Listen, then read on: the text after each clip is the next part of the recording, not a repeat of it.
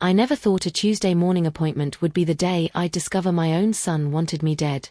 My name is Eleanor Walsh, and I'm 63 years old, though some days I feel ancient, and others, I feel like I'm just beginning to understand how cruel this world can really be. If you're watching this from anywhere in the world, leave a comment below and tell me where you're from. I need to know I'm not alone in this. I need to know that someone, somewhere, understands what it feels like when the person you've loved most in this world becomes the person you should fear the most. That morning started like every other Tuesday for the past 2 years. I woke up in my house in Asheville, North Carolina, a modest 3-bedroom ranch-style home that my late husband Gerald and I had bought 37 years ago when we were young and hopeful and believed that hard work and love could protect you from anything. Gerald died of a heart attack 4 years ago, sudden and devastating, leaving me with this house, some savings, a decent life insurance payout, and our son, Trevor. Trevor. My beautiful boy. My only child. I made myself oatmeal that morning, adding cinnamon the way I always do, and sat at the kitchen table looking out at the garden Gerald had planted. The roses were blooming, deep crimson ones that reminded me of blood, though I didn't know then how prophetic that image would become. I took my morning medications, the blood pressure pill, the cholesterol medication, the vitamin D supplement my doctor insisted I needed. I'd been feeling more tired than usual lately, sometimes dizzy, occasionally nauseous. I chalked it up to grief, to age, to the natural process of a body slowly winding down. Trevor had moved back in with me 6 months after Gerald died. He'd been living in Charlotte, working in pharmaceutical sales, or so he said. When he showed up with 2 suitcases and a sheepish smile, telling me his apartment lease had ended and he needed a place to stay just temporarily while he looked for something better, I welcomed him with open arms. What mother wouldn't? He was 34 years old, still unmarried, still searching for his footing in life. I told myself I was helping him. I told myself it was nice to have company in this big, empty house. If you've ever welcomed a viper into your home thinking it was a garden snake, you'll understand what came next. But please, before I go any further, hit that subscribe button. Share this story with anyone who needs to hear it. Because what happened to me could happen to anyone, and I need you all to know the signs I missed. Check the description box below for more stories like this, stories of survival, of truth, of women who refused to stay silent. That Tuesday, I had my regular appointment with Dr. Patricia Hoffman at the Asheville Medical Center. Dr. Hoffman had been my physician for 12 years, a sharp, no-nonsense woman in her late 50s with steel-gray hair she wore in a practical bob and eyes that seemed to see straight through to your bones. I trusted her completely. She'd guided me through Gerald's death, through my own health scares, through the fog of grief that had consumed me those first terrible months. The waiting room was the usual mix of elderly patients and tired mothers with coughing children. I checked in with the receptionist, Sarah, who I'd come to know by name. We exchanged pleasantries about the weather, about her daughter's upcoming wedding. Normal. Everything was so perfectly, devastatingly normal. When Dr. Hoffman called me back, I noticed immediately that something was different. Her smile seemed forced. Her movements were slightly too quick, too nervous. She took my blood pressure, elevated, she noted with a frown, and asked me her usual questions about how I'd been feeling. More tired than usual, I told her. And I've had some stomach issues. Nothing major. Just, off, you know. She nodded, but her eyes held something I couldn't quite read. Concern? Fear? I watched as she reviewed my chart on her computer, her fingers trembling slightly on the mouse. Dr. Hoffman never trembled. Eleanor, she said carefully, I'm going to run some additional tests. I want to check your kidney and liver function, and I'm concerned about some of your vitamin levels. Is something wrong? I asked, feeling that first flutter of anxiety in my chest. I'm not sure yet, she said, and I could hear the deliberate control in her voice. But I want to be thorough. I'm adjusting your medication slightly. I'm going to give you a new prescription for your blood pressure medication. The one you've been taking might not be the best fit anymore. She wrote out the prescription with hands that shook just enough for me to notice. Then she did something strange. She pulled out her prescription pad again and wrote something else, just a few words on a small piece of paper. She folded it carefully, precisely, and then glanced at the door before speaking. I need you to take your weekly vitamin B12 injection, she said, her voice oddly loud, as if she wanted to make sure anyone listening would hear. And I'm giving you some information about nutrition and supplements that might help with your fatigue. Just some papers to read at home. She administered the injection, and then, as she gathered her things, she dropped the folded piece of paper into my purse. It happened so quickly, so smoothly, that I almost missed it. But I saw the flash of white paper disappearing into my bag, and I saw the way her eyes met mine, urgent, pleading, terrified. "Read it when you're alone," she whispered, so softly I almost didn't hear. "Don't let anyone see it. And Eleanor." She paused, her hand gripping my shoulder with surprising strength. "Be very, very careful." My heart was hammering in my chest. "Dr. Hoffman, what?" "Trust me," she said, speaking normally again, professionally. "These supplements should help. Let's schedule a follow-up for next week." I walked out of that office in a daze. The fluorescent lights seemed too bright. The other patients in the waiting room seemed like strangers from another world. I could feel the piece of paper in my purse like it was burning through the leather, demanding to be read. But I didn't read it. Not in the parking lot, not in my car. Because some instinct, some deep, primal warning system, told me that once I read those words, my life would never be the same again. I drove home through streets I'd known for decades, past the coffee shop where Gerald and I used to get Sunday breakfast, past the library where I volunteered twice a week, past the small park where I'd pushed Trevor on the swings when he was little. Everything looked the same, but I felt like I was seeing it all through a strange filter, like the world had tilted just slightly off its axis. Trevor's car was in the driveway when I got home, a sleek black sedan that seemed too expensive for someone who claimed to be between jobs. He'd been home a lot lately, always there, always watching. I'd thought he was being attentive. I'd thought he was being a good son. I walked into the house and found him in the kitchen, making himself a sandwich. He looked up and smiled, that same sweet smile he'd had since he was a boy, the smile that had always melted my heart. "Hey, Mom. How was the doctor?" "Fine," I said, my voice sounding strange to my own ears. "Just routine." "Did she adjust your medications again?" he asked, and there was something in his tone, something too casual, too interested, that made the hair on the back of my neck stand up. "A bit," I said carefully. "Nothing major." He nodded, took a bite of his sandwich, and I watched him chew. Really watched him. When had his eyes become so cold? When had I stopped recognizing my own son?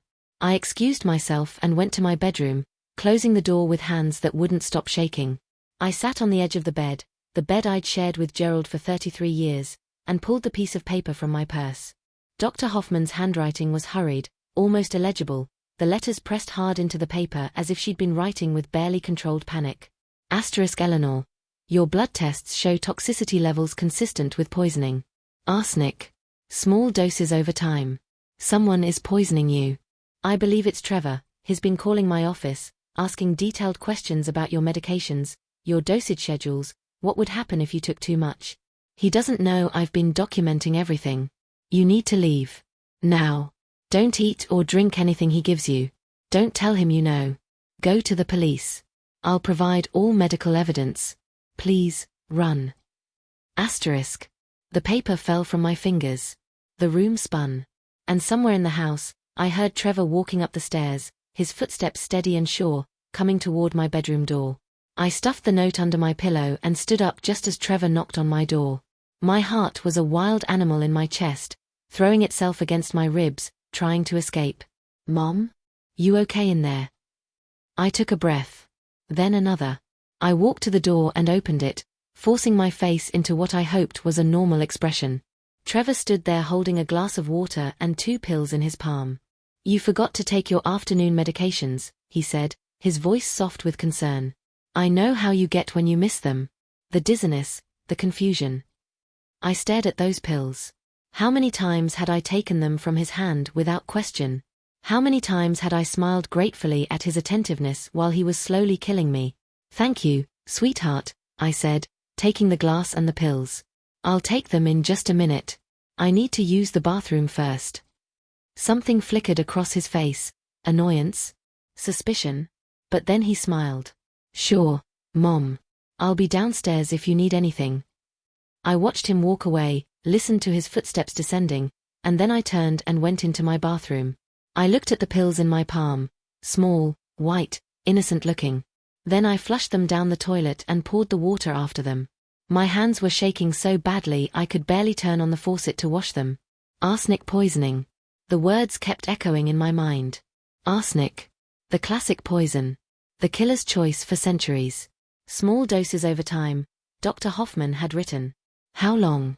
How many months had Trevor been feeding me death in carefully measured amounts? I thought back over the past 6 months since he'd moved in. That's when the symptoms had started. The fatigue, the stomach problems, the dizziness, the confusion I'd sometimes felt. I'd been to Dr. Hoffman 4 times in those 6 months, more than usual, always complaining of vague symptoms I couldn't quite pin down. And Trevor had been so concerned, so helpful, always making sure I took my medications, always bringing me tea when I felt nauseous, always there.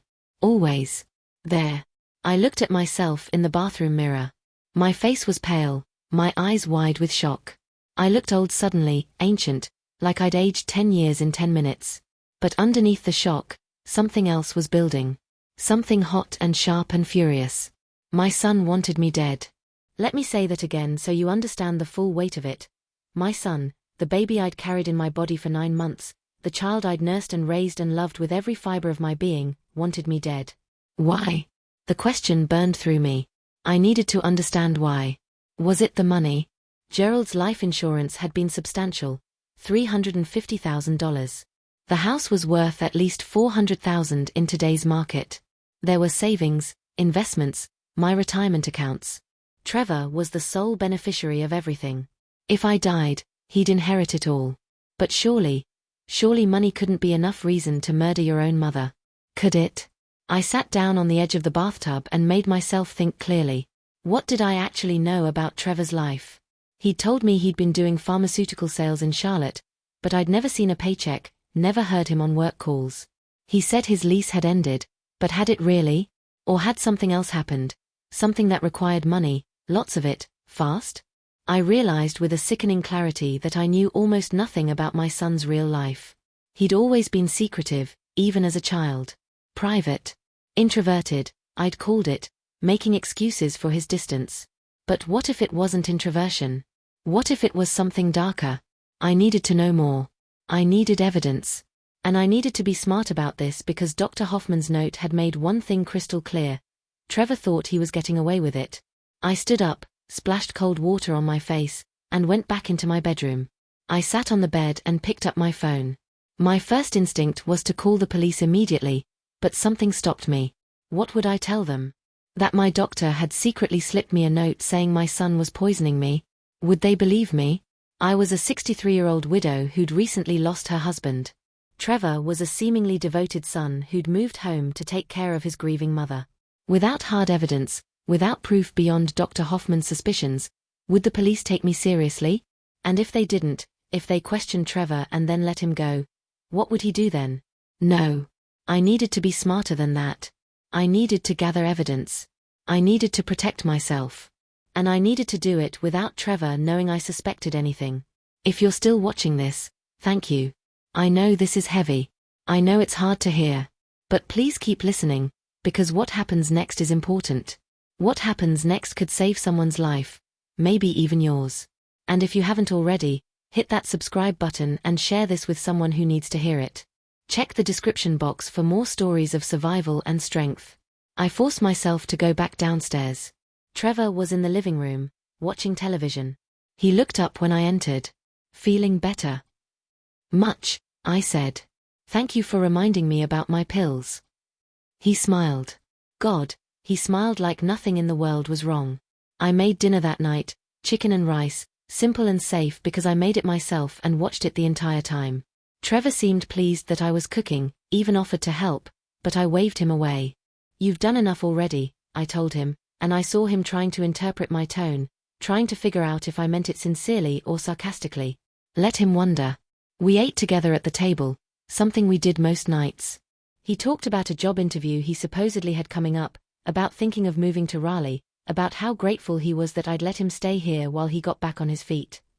I made all the appropriate responses, but inside I was screaming. After dinner, Trevor said he was going out to meet some friends. He'd been doing that more often lately, leaving for hours at a time, never saying where he was really going. I'd worried about him, thought maybe he was depressed, struggling. Now I wondered what he was really doing. Gambling? Drugs? Was he in debt to dangerous people? What had driven him to this? As soon as his car pulled out of the driveway, I moved. I went to his bedroom, the same room he'd grown up in, still decorated with his old high school football trophies and posters from bands he'd loved as a teenager. It felt surreal to be searching through his things, invasive and necessary all at once. I found his laptop on the desk. It was password protected, but I knew Trevor had always been careless about security. I tried his birthday. Nothing. I tried variations of old passwords I'd seen him use. Nothing. Then, almost as a joke, I tried our old address from when he was a child. It opened. My hands were sweating as I clicked through his files and folders.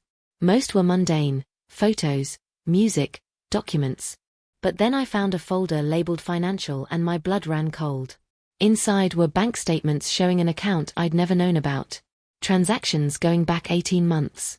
Large withdrawals, $5,000 here, $10,000 there, $20,000 at once. Then deposits that made no sense, followed by more withdrawals. There were screenshots of something that looked like betting websites. Messages from someone named Jake demanding payment, threatening consequences. The amounts were staggering. Trevor was into someone for over $100,000. I sat back in his desk chair, my mind reeling. $100,000. That's what my life was worth to him. That's what it cost to make a son decide his mother needed to die. But there was more. I clicked through his email, months and months of correspondence. Most of it was junk, but then I found exchanges with someone named Derek. They were talking about me. About my deteriorating health. About how it wouldn't be much longer now. About how they'd split everything once I was gone and the insurance paid out. Trevor wasn't working alone. He had an accomplice. I took photos of everything with my phone, the bank statements, the threatening messages, the emails with Derek. My hands shook so badly I had to take each photo twice to make sure it was clear enough to read. Then I heard it, the sound of a car in the driveway. Trevor was home. I've never moved so fast in my life. I closed all the files, shut the laptop, made sure everything was exactly as I'd found it, and slipped out of Trevor's room. I was halfway down the hall when I heard the front door open. My heart was pounding so hard I thought it might burst. I ducked into the bathroom, flushed the toilet, ran the water, creating an alibi for why I'd been upstairs. When I came out, Trevor was at the top of the stairs, watching me. "Hey, Mom. What are you doing up here?" "Just used the bathroom," I said, proud of how steady my voice sounded. "You're home early. I thought you were meeting friends." "They cancelled," he said. His eyes narrowed slightly. Did you need something from my room?" "Your room." I laughed, and it sounded almost genuine. "Why would I go in your room? You're a grown man, Trevor.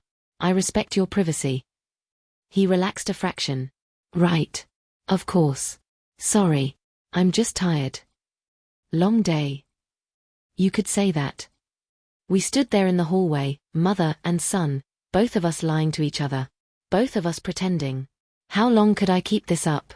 How long could I pretend I didn't know he was poisoning me while I figured out what to do? That night, I barely slept. I lay in bed listening to every sound in the house.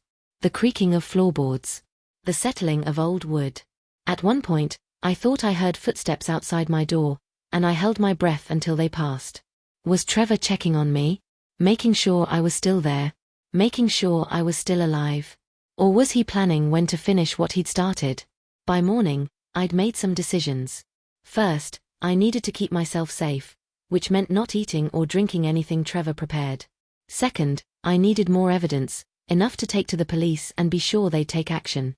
Third, I needed to know who Derek was and what role he played in all this. And fourth, I needed to understand the timeline. How long had Trevor been planning this? How close had I come to dying? The next few days were the strangest performance of my life. I continued my normal routine, but every moment was calculated. I made my own meals and told Trevor I was on a special diet Dr. Hoffman had recommended. When he offered me coffee or tea, I'd accept it but then pour it down the sink when he wasn't looking. I pretended to take the pills he brought me, but I flushed them every time. And slowly, something began to happen. I started feeling better. The fog in my mind began to clear. The nausea faded. My energy returned. By the fourth day, I felt more like myself than I had in months, and I realized just how close I'd been to the end. Another few weeks of those poison doses, and I might not have made it to that doctor's appointment. Dr. Hoffman had literally saved my life. Trevor noticed the change. "You seem better, Mom," he said one morning, watching me move around the kitchen with more energy than I'd had in months. "More like your old self." "I'm feeling much better," I said.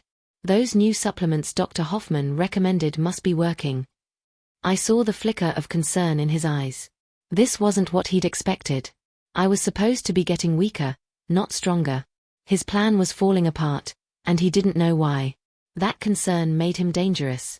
I could feel it in the air between us, a new tension, a new urgency. If I was getting better instead of worse, he might need to accelerate his timeline. He might need to try something more drastic. I had to move faster. I called Dr. Hoffman from my car while I was supposedly running errands. She answered on the first ring, and I could hear the relief in her voice when I told her I'd read her note and I was safe. "Eleanor, thank God. I've been terrified. I almost called the police myself, but I didn't want to put you in danger." "I need your help," I told her. "I need all the medical evidence you have. Blood tests, records of Trevor's phone calls to your office, everything. And I need you to continue monitoring my health. I've stopped taking anything he gives me, and I'm already feeling better." "I'll have everything documented and ready," she said. "But Eleanor, you need to be careful. If he realizes you know." "I know. I'm being careful. But I need more evidence. I found out he's working with someone named Derek. I need to know who that is." "I'll do what I can to help," Dr. Hoffman said. "But please consider leaving that house. You could stay with a friend, or—" "No," I said firmly. "If I leave, he'll know I suspect something. And then he'll disappear, and I'll never get justice. I need to see this through." There was a long pause. Then, "You're braver than I would be." "I'm not brave," I told her. "I'm angry. There's a difference." And it was true. The fear I'd felt that first day had transformed into something else, something cold and hard and unbreakable. My son had betrayed me in the worst possible way, and I was going to make sure he faced consequences. But first, I needed to find Derek. I went home and spent hours on Trevor's laptop while he was out, digging deeper into his emails and messages. Derek, it turned out, was Derek Paulson, Trevor's college roommate. They'd stayed friends over the years, and from what I could piece together, Derek was the one who'd gotten Trevor into gambling in the first place.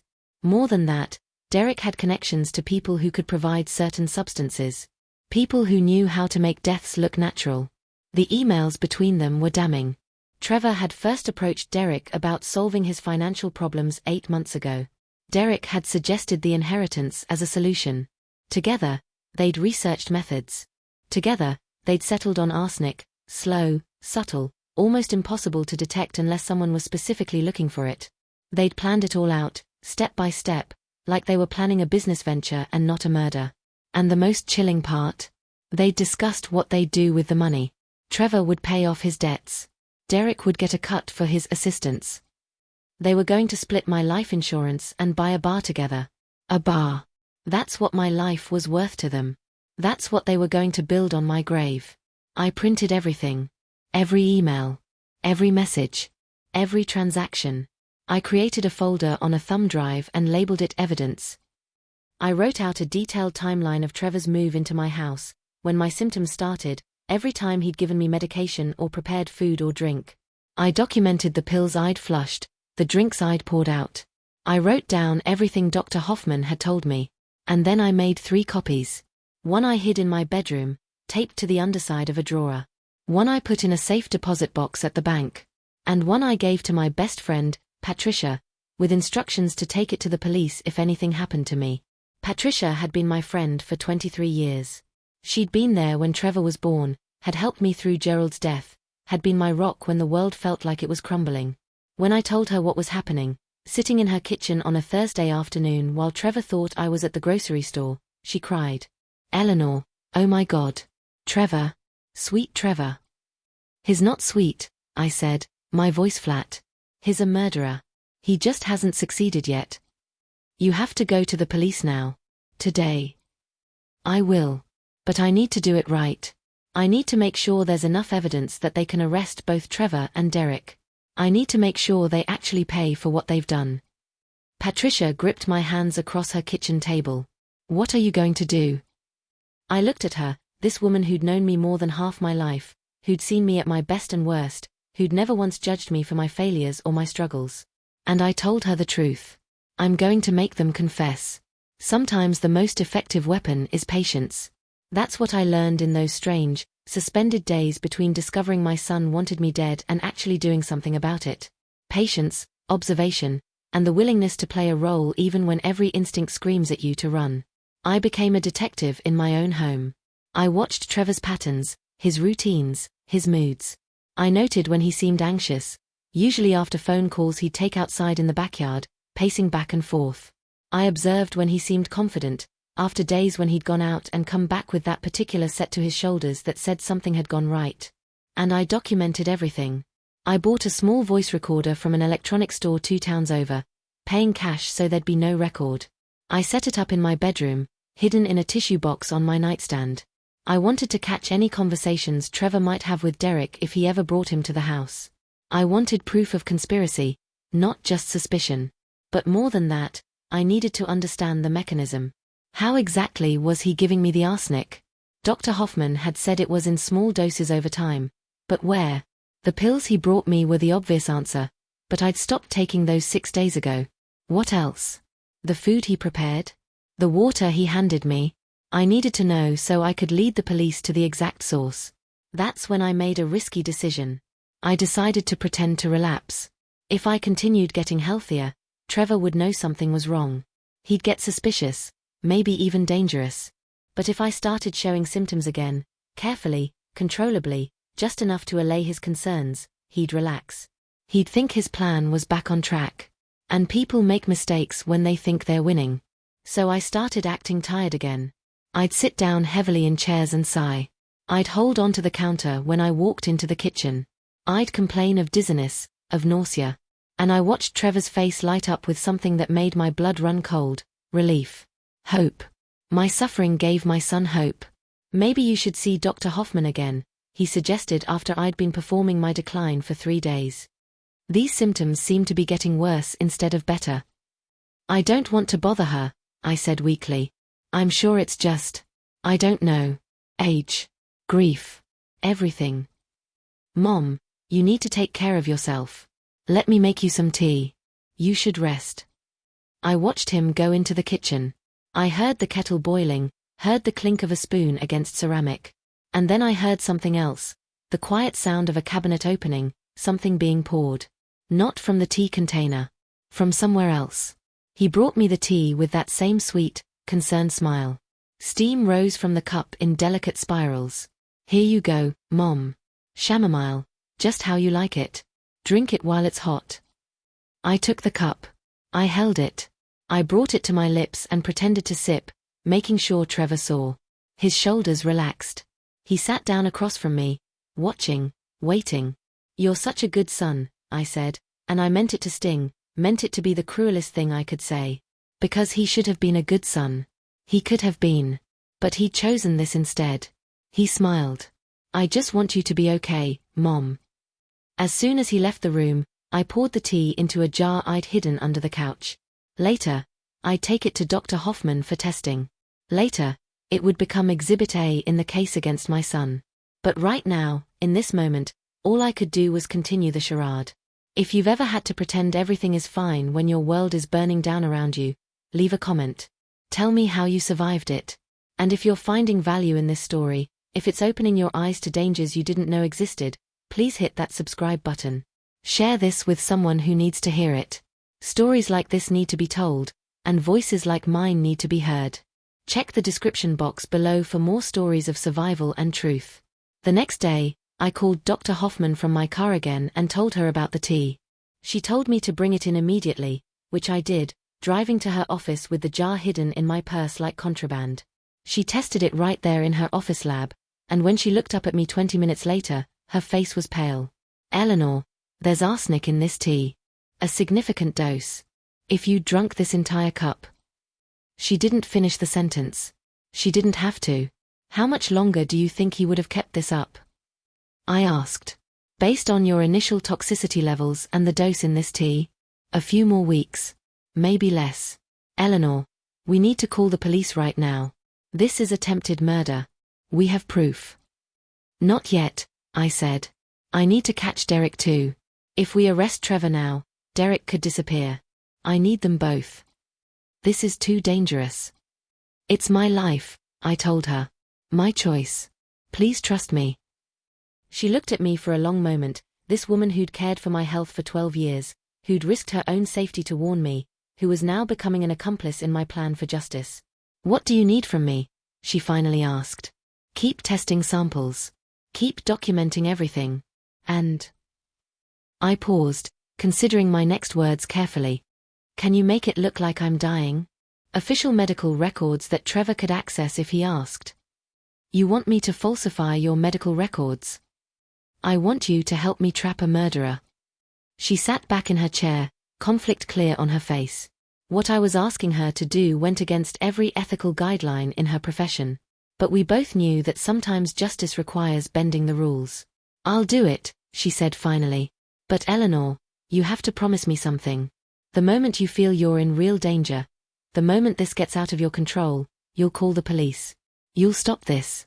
Promise me. I promised, even though I wasn't sure I'd keep that promise. Because revenge, I was learning, is a kind of madness. Once you start down that path, it's hard to turn back. Over the next week, I escalated my performance. I stumbled more. I forgot things in conversations, on purpose, carefully calculated lapses that Trevor noticed and catalogued. I stayed in bed later each morning. I ate less. I made myself look like a woman slowly dying, and every day Trevor watched me with growing satisfaction that he tried to hide but couldn't, not completely. And then, 10 days after Dr. Hoffman's warning, Trevor brought Derek home. Mom, he said, his voice cheerful as he walked into the living room where I was resting on the couch, I want you to meet my friend Derek. We were roommates in college. He's in town for a few days, and I thought he could stay with us. Derek Paulson was 35 years old, tall and thin with dark hair and cold eyes that assessed me like I was already a corpse. He smiled, a predator's smile, and shook my hand. It's so nice to finally meet you, Mrs. Walsh.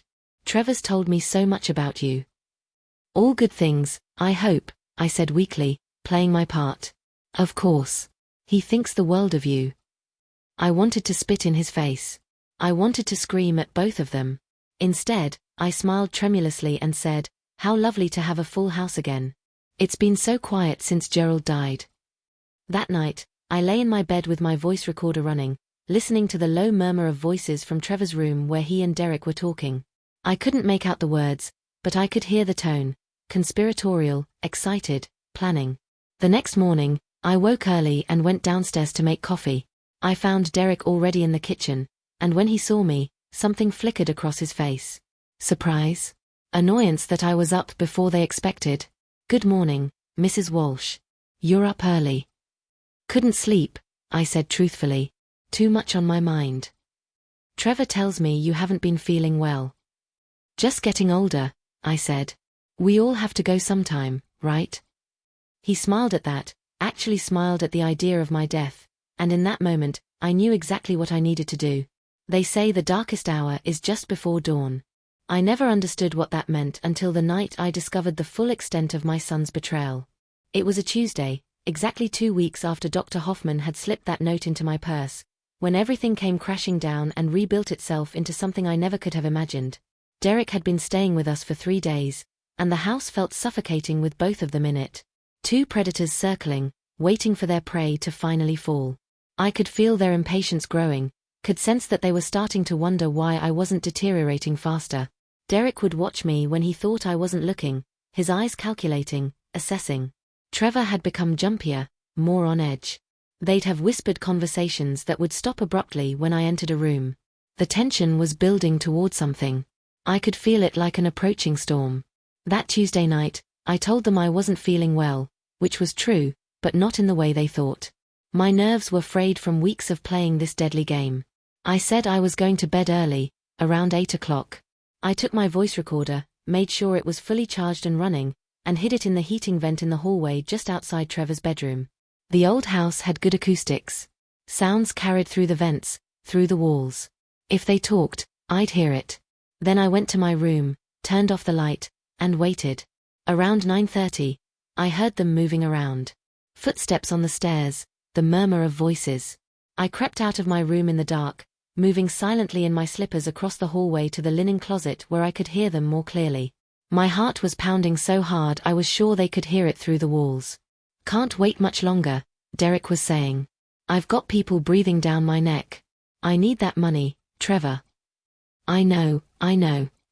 Trevor's voice was strained, anxious. "But she's not dying fast enough. I don't understand it. I've been giving her the doses just like we planned. Maybe she's stronger than we thought. Maybe we need to increase the amount." "No, if we increase it too much, it'll be obvious. The autopsy would show it. It has to look natural, like organ failure from her existing conditions." I pressed my hand against my mouth to keep from making a sound. They were talking about killing me like it was a business transaction. Like I was a problem to be solved, not a person. Not Trevor's mother. "Then maybe we need a different approach," Derek said. "An accident. She falls down the stairs. She takes too many of her medications by mistake. Something quicker. That's riskier. There'd be more scrutiny." "Trevor, man, listen to me. We're running out of time. My debts aren't going away. The people I owe don't care about your timeline. They want their money in 3 weeks, or things are going to get very ugly for both of us." 3 weeks. I had 3 weeks before they did something desperate. What if? Trevor paused. What if we stage a suicide? The words hit me like a physical blow. I actually staggered, had to grab the doorframe to keep from falling. Derek was quiet for a moment. Then, that could work. Depression, grief over losing her husband. It would make sense. No one would question it too hard. We'd have to make it convincing. A note, maybe. Make it look like she was planning it. "Can you forge her handwriting?" "I think so. I've seen enough of it over the years." They kept talking, working out the details of my death, deciding how best to murder me and make it look like I'd killed myself. My own son was planning to forge a suicide note in my handwriting. My own son was going to take my life and make it look like I'd thrown it away. I don't know how long I stood there in that hallway, listening to them plan my murder. It could have been 5 minutes or 5 hours. Time had stopped meaning anything. All I knew was that the last shred of hope I'd been holding on to, the hope that maybe Trevor still had some love for me, some hesitation, some humanity, died in that moment. When I finally moved, it was with cold clarity. I went back to my room, retrieved my phone, and called the police. But before I could finish dialing, I heard footsteps coming up the stairs. Trevor was coming to check on me. I shoved the phone under my pillow and lay down, closing my eyes, forcing my breathing to be slow and steady. The door opened. I felt him standing there, watching me in the darkness. How many times had I watched him sleep when he was a child? How many nights had I stood in his doorway, making sure he was breathing, making sure he was safe? And now here he was, watching me for a completely different reason. Making sure I was vulnerable, making sure I was unaware. After what felt like an eternity, he closed the door and walked away. I waited another 10 minutes, then retrieved my phone and went into my bathroom, turning on the shower to mask the sound of my voice. I called 911. 911, what's your emergency? "My name is Eleanor Walsh," I whispered. "I'm at 428 Maple Drive in Asheville. My son is trying to kill me. He's poisoning me. I have proof, medical records, recorded conversations, everything. But I think he's planning to do something tonight. I need help." Are you in immediate danger?" "Yes. He's here with an accomplice. They just discussed staging my suicide. Please, you have to send someone. Officers are on the way. Can you get somewhere safe?" "I'm locked in my bathroom. Please hurry." "Stay on the line with me. Help is coming." I sat on the bathroom floor with the shower running, phone pressed to my ear, listening to the operator's calm voice while my world disintegrated around me. She kept me talking, kept me focused, kept me from falling apart completely. The police arrived 12 minutes later. 12 minutes that felt like 12 years. I heard the doorbell, heard Trevor answer it, heard his confused voice saying, "Officers? Is there a problem?" I turned off the shower, unlocked the bathroom door, and walked out to meet my fate, whatever it would be. When I came down the stairs, there were 4 police officers in my living room. Trevor and Derek were standing by the couch, both looking confused and concerned, the perfect picture of worried men wondering what was wrong. "Mom," Trevor said when he saw me. "What's going on? Are you okay?" One of the officers, a woman in her 40s with kind eyes and a firm stance, turned to me. "Mrs. Walsh? I'm Officer Jennifer Martinez. You called about your son attempting to harm you." I looked at Trevor. Really looked at him. This man I'd carried, nursed, raised. This man I'd loved more than my own life. And I told the truth. He's been poisoning me. For months. Arsenic in my medication. And his friend Derek has been helping him plan it. They want me dead so they can inherit my money. Trevor's face went white. "Mom, what are you talking about? You're confused. You've been sick. Maybe you're..." "I'm not confused," I said, my voice steady and strong. "I have proof. Medical records showing arsenic poisoning. Samples of tea you prepared that tested positive for arsenic. Recorded conversations between you and Derek planning my murder. Bank statements showing your gambling debts and discussions of how you'd split my life insurance. I have everything." The room went silent. Derek took a step backward, his eyes darting toward the door. Another officer moved to block his exit. Trevor's face went through a series of expressions: shock, denial, fear, and finally, something that looked almost like admiration. "How long have you known?" "Since Dr. Hoffman warned me. 2 weeks ago. I've been documenting everything since then." "Dr. Hoffman," he breathed. "She figured it out. She saved my life. And now you're going to prison." Derek made a run for it then, tried to push past the officer blocking the door. It didn't work. They had him on the ground in seconds, hands cuffed behind his back. He was screaming about his rights, about how they couldn't arrest him, about how he didn't do anything. Trevor just stood there, staring at me. "I didn't think you'd figure it out. You were always so trusting." "I was. I trusted my son. I trusted that you'd love me the way I loved you. I was wrong. I needed the money, Mom. I was desperate. Those people I owe, they're not the kind of people you can just ignore. They would have killed me. So you decided to kill me instead." He didn't answer. He couldn't.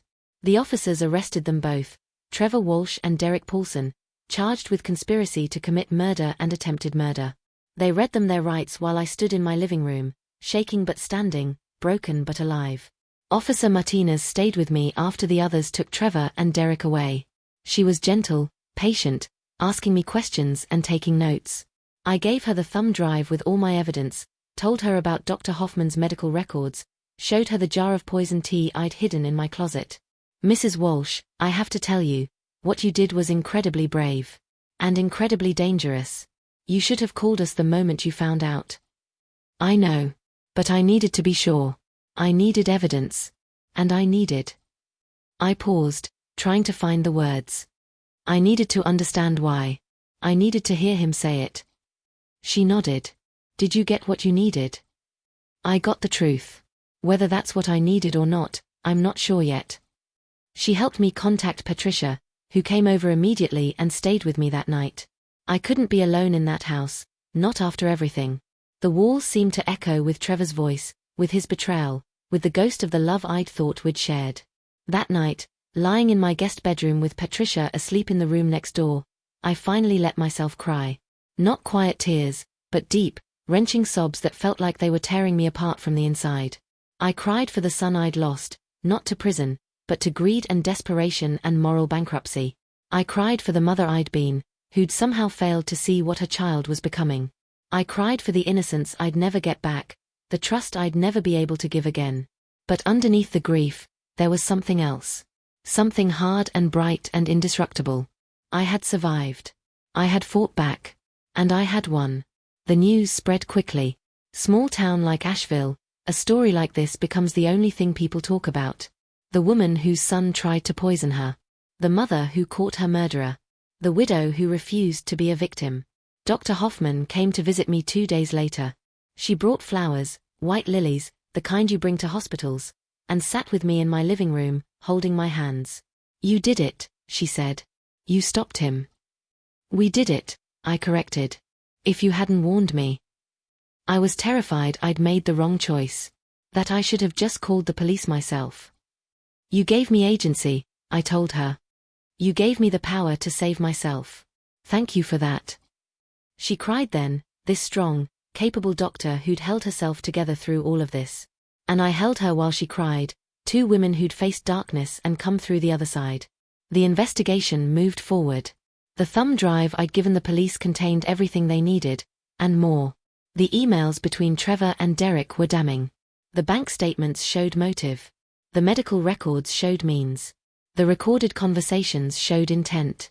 It was an airtight case. The prosecutor, a sharp woman named Linda Chen. Actually, no, let me correct that. The prosecutor was a determined woman named Sarah Bennett who told me they were pursuing the maximum sentence. This wasn't a crime of passion or momentary insanity. This was premeditated, calculated murder attempted over months. Trevor and Derek would go to prison for a very long time. I should have felt satisfied. I should have felt vindicated. Instead, I just felt empty. The trial was set for 4 months later. For months of living in a house that felt haunted by betrayal, for months of answering questions from lawyers and investigators, for months of watching my face on the local news while strangers debated whether I should have known, should have seen it coming, should have done something differently. People had opinions. Everyone had opinions. Some called me brave. Others called me foolish for waiting so long to call the police. Some admired my methodical gathering of evidence. Others said I'd put myself at unnecessary risk. The internet, predictably, was the worst. Anonymous commenters who didn't know me, didn't know Trevor, felt perfectly comfortable judging every choice I'd made. But I didn't care about them. I cared about the truth, about justice, and about finding a way to live with what my son had tried to do to me. Patricia suggested I move out of the house, at least temporarily. There are too many memories there, Eleanor. Too much pain. Come stay with me until after the trial. I considered it.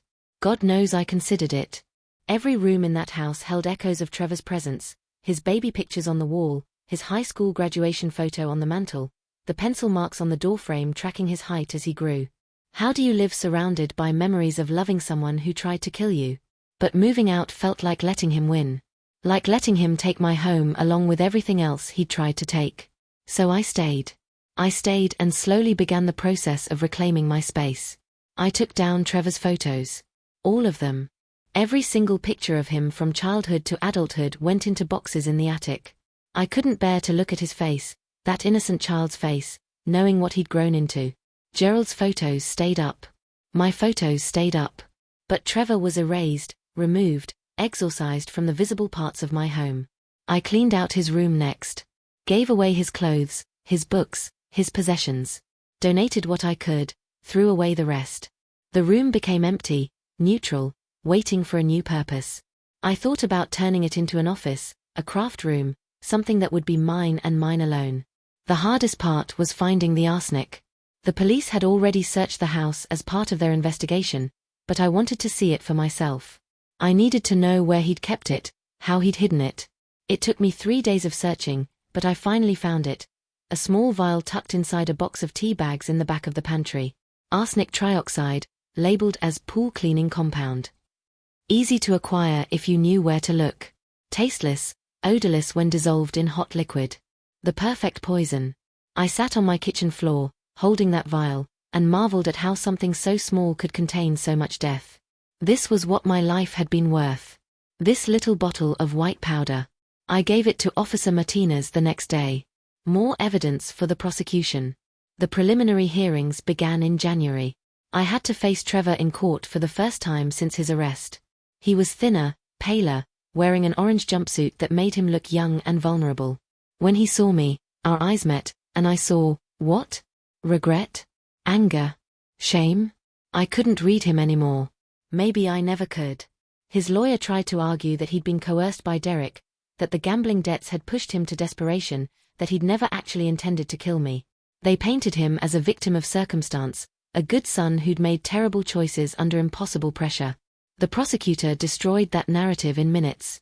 She presented the emails showing Trevor had initiated the plan. She showed evidence of him researching poisons, calculating doses, discussing the inheritance timeline. She played the recording I'd made, Trevor and Derek discussing my staged suicide with cold calculation. Does this sound like a man who was coerced? She asked the judge. Or does this sound like a man who planned his mother's murder with deliberate intent? Trevor's bail was denied. He'd remain in custody until trial. Derek's lawyer tried a different approach, claimed Derek had only been talking, fantasizing, never seriously intending to help with any murder. But the evidence against him was just as damning. He'd helped Trevor obtain the arsenic. He'd advised on dosing schedules. He'd been promised 30% of my life insurance payout in exchange for his assistance. Derek's bail was also denied. As I watched them both being led away that day, I felt something shift inside me. For weeks, I'd been consumed by anger, by betrayal, by the shock of what they tried to do. But sitting in that courtroom, watching justice slowly grinding its gears, I felt something else beginning to emerge. Not forgiveness. I wasn't sure I'd ever forgive Trevor. But something like acceptance. Acceptance that the son I'd loved was gone, maybe had never existed in the form I'd believed. Acceptance that I couldn't change what had happened. Acceptance that the only path forward was through, not around. During those months waiting for trial, I began to rebuild my life. I went back to volunteering at the library. I started a book club with Patricia and some other women from church. I took up painting, something I'd always wanted to try but never had time for. I saw Dr. Hoffman monthly for checkups, and slowly, surely, the poison left my system completely. I also started therapy. Her name was Dr. Rebecca Thornton, a psychologist specializing in trauma and family violence. She was in her early 60s, with grey hair and warm eyes that had seen enough suffering to be empathetic without being pitying. "Tell me about Trevor," she said in our first session. "Which Trevor? The one I thought I knew, or the one who tried to kill me?" "Let's start with the one you thought you knew." So I told her. I told her about the little boy who'd cried on his first day of kindergarten until I promised to wait outside the classroom. The teenager who'd been quiet and moody but always respectful. The young man who'd seemed to struggle finding his place in the world, who'd had jobs that never quite worked out, relationships that fizzled before they started. Were there signs? Dr. Thornton asked gently. Looking back, were there things you missed? I thought about it carefully. Maybe. He was always secretive. Private. I told myself it was his personality, that I needed to respect his boundaries. But maybe it was more than that. Maybe he was hiding parts of himself even then. Do you blame yourself? Sometimes. I was his mother. Wasn't I supposed to know him better than anyone? Wasn't I supposed to see what he was capable of? Eleanor, you're not psychic. You're not responsible for choices your adult son made. He didn't try to kill you because you failed as a mother. He tried to kill you because he chose his own needs over your life. Intellectually, I understood that. Emotionally, it was harder to accept. There's something primal about maternal guilt, something that says if your child goes wrong, it must somehow be your fault. We worked through those feelings in session after session. Dr. Thornton helped me understand that I could grieve the relationship I'd thought I had with Trevor while also being angry about what he'd done. That both feelings could exist simultaneously. That trauma isn't logical or linear. She also helped me prepare for the trial. Testifying would mean facing Trevor again, telling our story in public, reliving the worst moments. She taught me grounding techniques, breathing exercises, ways to stay present when my mind wanted to flee. "You're stronger than you think," she told me. "You survived an attempted murder. You gathered evidence while living with your would-be killer. You've already proven your strength. The trial is just the final chapter." But it wasn't just a chapter. It was a reckoning. The trial began on a cold Monday in March. The courthouse was packed, reporters, curious onlookers, people who'd followed the story and wanted to see how it ended. I wore a navy blue suit that Gerald had always said made me look powerful, and I held my head high as I walked through the crowd. Patricia was there, sitting in the front row behind the prosecution table. Dr. Hoffman was there, ready to testify about the medical evidence. Officer Martinez was there, prepared to discuss the investigation. My support system, the people who'd helped me survive, all gathered to see justice done. Trevor and Derek sat at the defense table, both wearing suits that made them look respectable, normal, nothing like the calculating murderers they actually were. Trevor stared straight ahead, not looking at me. Derek fidgeted, nervous energy radiating off him. The prosecutor, Sarah Bennett, delivered an opening statement that laid out the case with clinical precision. This is a story about greed, about betrayal, and about a son who valued money more than his mother's life. The evidence will show that Trevor Walsh and Derek Paulson conspired over months to murder Eleanor Walsh through slow poisoning with arsenic. They planned it carefully. They executed it methodically. And they would have succeeded if not for Mrs. Walsh's doctor, her own courage, and her determination to see justice done. Trevor's lawyer countered with a narrative of desperation and mental instability. Trevor Walsh was drowning in debt. He was being threatened by dangerous people. He made terrible decisions, yes, but he's not a cold-blooded killer. He's a troubled man who needs help, not life in prison. Then came the witnesses. Dr. Hoffman testified first, explaining the medical evidence. She showed my blood test results, the elevated arsenic levels, the timeline of my symptoms. She described how Trevor had called her office multiple times, asking questions that, in retrospect, were clearly meant to help him refine his poisoning method. Did it occur to you at the time that these questions were suspicious? The prosecutor asked.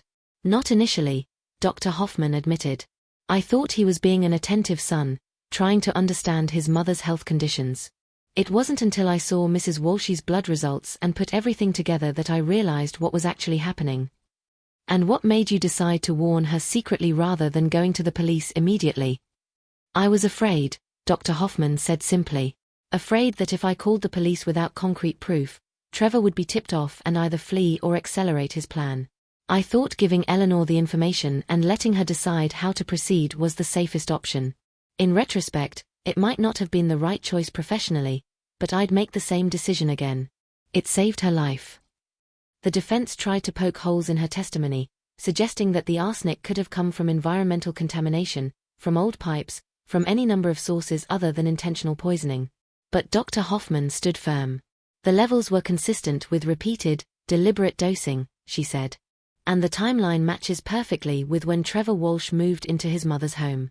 This wasn't environmental contamination. This was murder. Next came Officer Martinez, who testified about the investigation, the evidence collected from my house, the recorded conversations between Trevor and Derek. The prosecution played the audio from that terrible night when I'd hidden in the hallway and listened to them plan my staged suicide. The courtroom was silent as Trevor's voice filled the space. What if we stage a suicide? Depression, grief over losing her husband. It would make sense. And Derek's response, that could work. No one would question it too hard. I watched the jury's faces as they listened. Saw shock, disgust, anger. These 12 strangers were hearing my son plot my death, and they were appalled. Then it was my turn to testify. Walking to the witness stand felt like moving through water. Every step was heavy, deliberate, carrying the weight of everything that had brought me to this moment. I placed my hand on the Bible and swore to tell the truth, the whole truth, and nothing but the truth. As if I could tell anything but the truth after what I'd been through. Sarah Bennett approached me with gentle professionalism. Mrs. Walsh, thank you for your testimony today. I know this is difficult. Let's start at the beginning. Can you tell the jury about your relationship with your son before these events? I looked out at the courtroom, at all those watching faces, and began to speak. I loved Trevor more than anything in the world. He was my only child, and from the moment he was born, he was the center of my universe. My husband Gerald and I, we built our whole lives around making sure Trevor had everything he needed. Not spoiling him, but supporting him. Loving him. I thought we had a good relationship. I thought he loved me too. My voice cracked on that last sentence. Sarah gave me a moment to collect myself. When did Trevor move back into your home? About 2 years after my husband died. Trevor said his apartment lease had ended and he needed a place to stay temporarily. I was happy to have him. The house felt so empty after Gerald's death. I thought having Trevor there would help both of us. And when did you begin experiencing health problems? Almost immediately. Within a few weeks of Trevor moving in, I started feeling tired all the time. Nauseous. Dizzy. I thought it was grief, maybe depression. I went to Dr. Hoffman several times, but we couldn't figure out what was wrong. Did Trevor help take care of you during this time? I almost laughed at the bitter irony. Yes. He was very attentive. He made sure I took my medications. He prepared tea for me. He brought me food. I thought he was being a good son. Let's talk about the day Dr. Hoffman warned you. March 15th. Tell the jury what happened. I described that Tuesday morning appointment, the strange way Dr. Hoffman had acted, the note she'd slipped into my purse. I pulled out the original note, it had been entered as evidence, and read it aloud. Eleanor, your blood tests show toxicity levels consistent with poisoning. Arsenic. Small doses over time. Someone is poisoning you. I believe it's Trevor. My voice shook as I continued. You need to leave. Now. Don't eat or drink anything he gives you. Don't tell him you know. Go to the police. I'll provide all medical evidence. Please, run. The courtroom was utterly silent. What did you do when you read this note? Sarah asked. I didn't believe it at first. I couldn't believe it. But then I started thinking about the timeline, about how Trevor had been giving me my medications, about all the tea and food he'd prepared. And I realized Dr. Hoffman was right. My own son was poisoning me. Why didn't you go to the police immediately? This was the question I'd been dreading. Because I needed to understand why. I needed proof. And I needed to make sure that both Trevor and his accomplice Derek would be caught. If I'd gone to the police right away with just Dr. Hoffman's suspicions, they might not have taken it seriously. Or they might have questioned Trevor, and he would have destroyed evidence or fled. I needed to be smart about it. So you continued living in the house with Trevor while knowing he was trying to kill you? Yes. That must have been terrifying. It was the hardest thing I've ever done. Pretending everything was normal. Pretending I didn't know. All while documenting everything, gathering evidence, trying to stay alive long enough to see justice done. Sarah walked me through the evidence I'd collected, the laptop searches, the emails between Trevor and Derek, the bank statements showing Trevor's gambling debts. I explained how I'd hidden voice recorders, how I'd saved samples of the poison tea, how I'd created multiple copies of all evidence and hidden them in different locations. You essentially conducted your own investigation while the suspect lived in your home. I didn't have a choice. It was investigate or die. Then came the hardest part. Sarah showed me the jar of tea, the one Trevor had made me that I'd saved for testing. Do you recognize this? Yes. Trevor made me that tea about a week before I called the police. He told me it would help me feel better. I pretended to drink it but saved it instead. And what did testing reveal? It contained a lethal dose of arsenic. Dr. Hoffman told me that if I'd drunk the entire cup, I probably would have died that night. I heard gasps from the gallery. Even the jury, who'd heard all this in previous testimony, looked shocked seeing the actual jar, the actual poison that had been meant to kill me. Mrs. Walsh, do you believe your son intended to kill you? I looked at Trevor for the first time since taking the stand. He was staring at the table, his jaw clenched, his hands in fists. I wanted him to look at me. I wanted him to see what he'd done, who he'd become. Yes, I said clearly. I believe my son planned and attempted to murder me for my inheritance money. I believe he valued my life insurance payout more than he valued my life. And I believe if I hadn't discovered what he was doing, I would be dead right now. Then it was time for cross-examination. Trevor's lawyer, a slick man in his 40s named Robert Kensington, approached with what he probably thought was a sympathetic expression. Mrs. Walsh, I'm sorry for what you've been through. No one should have to experience what you've experienced. But I have to ask, is it possible you misinterpreted your son's actions? Misinterpreted? I couldn't keep the incredulity out of my voice. You'd recently lost your husband. You were grieving, perhaps depressed. You were taking multiple medications. Is it possible that you were confused about Trevor's intentions? I have recordings of him planning my murder. I have medical proof of arsenic poisoning. I have evidence of him researching poisons and calculating doses. What part of that is confusion? But Trevor never actually harmed you, did he? You're alive and well. Because I stopped taking the poison he was giving me. If Dr. Hoffman hadn't warned me, I'd be dead. Or perhaps the arsenic came from another source, environmental contamination, perhaps, and Trevor was simply caring for his sick mother. I felt anger rising in my chest. Trevor was not caring for me. He was killing me. Slowly. Deliberately. And he would have succeeded if I hadn't found out. Kensington tried several more times to suggest alternative explanations, that I'd misunderstood the laptop emails, that the recorded conversations were taken out of context, that Trevor's actions could be explained by concern rather than malice. But each time, I countered with facts, with evidence, with the unshakable truth of what had happened. Finally, Sarah stood for redirect. Mrs. Walsh, in all your years as Trevor's mother, did you ever imagine he was capable of something like this? I thought about that question carefully. No. Never. The Trevor I thought I knew would never hurt anyone, especially not me. But that Trevor, the one I loved, the one I raised, I don't think he exists anymore. Maybe he never did. I don't know.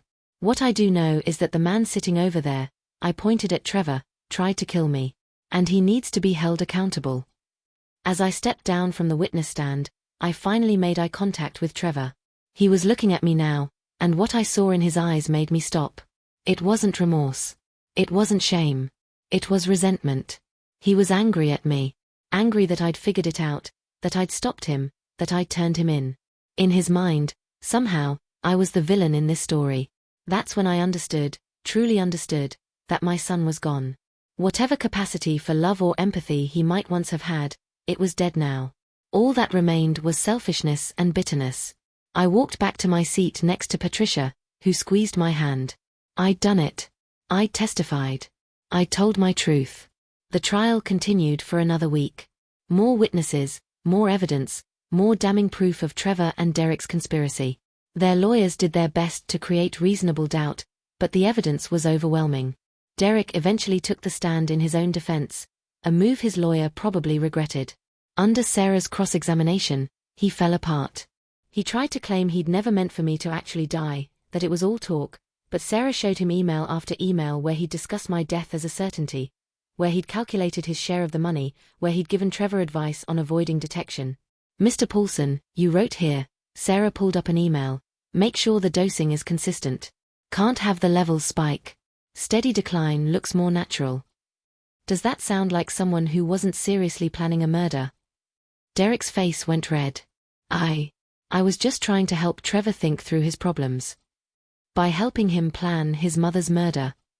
I didn't think he'd actually do it. But you gave him the arsenic. You advised him on dosing schedules. You were promised 30% of the life insurance payout. Those aren't the actions of someone who didn't think it would happen. Those are the actions of an accomplice. Derek had no answer for that. Trevor never testified. His lawyer decided it was too risky, that Sarah would destroy him on cross-examination. So he sat silent throughout the trial, letting the evidence speak for itself, and it spoke volumes. Closing arguments came on a Friday afternoon. Sarah's was powerful and emotional, walking the jury through the timeline of the crime, the evidence, the cold calculation behind it all. Eleanor Walsh trusted her son. She loved him. She welcomed him into her home when he said he needed help. And he repaid that trust and love by trying to kill her. This wasn't a crime of passion. This wasn't a moment of poor judgment. This was a months-long campaign of murder, planned and executed with deliberate intent. Trevor Walsh wanted his mother dead so he could inherit her money. That's not just attempted murder. That's evil. Trevor's lawyer tried to paint him as a victim of circumstance, a man driven to desperation by impossible debts, by threats from dangerous people, by mental health issues that impaired his judgment. But the jury wasn't buying it. They deliberated for 6 hours. 6 hours of me sitting in the courthouse cafeteria with Patricia, drinking bad coffee and trying not to fall apart. 6 hours of wondering if I'd done enough, if the evidence was strong enough, if justice would actually be served. When the bailiff finally called us back, I thought my heart would explode. The jury filed in, their faces serious and unreadable. The forewoman stood when the judge asked if they'd reached a verdict. We have, Your Honor. On the charge of conspiracy to commit murder, how do you find the defendant Trevor Walsh? Guilty. On the charge of attempted murder in the first degree, how do you find the defendant Trevor Walsh? Guilty. The word echoed through the courtroom like a bell. Guilty. Guilty. Guilty. I felt Patricia's hand grip mine so tightly it hurt, but I didn't care. I was crying, silent tears streaming down my face, but they weren't tears of sadness. They were tears of relief, of vindication, of a weight lifting that I'd been carrying for so long I'd forgotten what it felt like to breathe without it. The forewoman continued with Derek's verdicts. Guilty on both counts. Conspiracy to commit murder. Attempted murder in the first degree.